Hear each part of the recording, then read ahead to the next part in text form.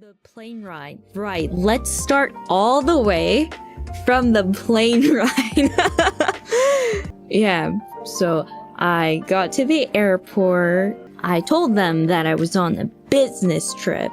I showed them the stuff, but apparently it wasn't enough, so I got taken into secondary inspection, and I've never been to secondary inspection before. But before getting into secondary inspection, they were asking me, oh, you know, what's your purpose? And I told them that I was going to go do an MC, and they were like, you seem like the quiet type. You don't really fit the role.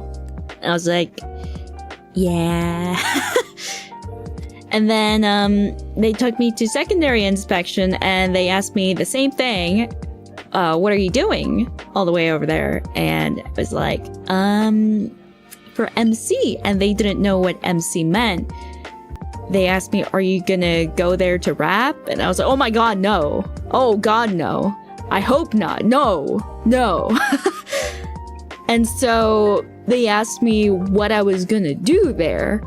And I didn't really, I was panicking. My mind was blank. I didn't know how to explain what MC would be. I'm like going there to talk, like to people, like I could have just said I'm an entertainer or something. And they were like, I've never met anyone who has such a difficult time explaining what their job is. I was like, yeah, I mean, I don't really know. And so they were asking me where I worked, going into really, really specific details, like, where do you work? And I said, Hololive. And they told me, who are you? And I was kind of putting up a front, like a last stage front. And I told them, well, I'm actually under NDA.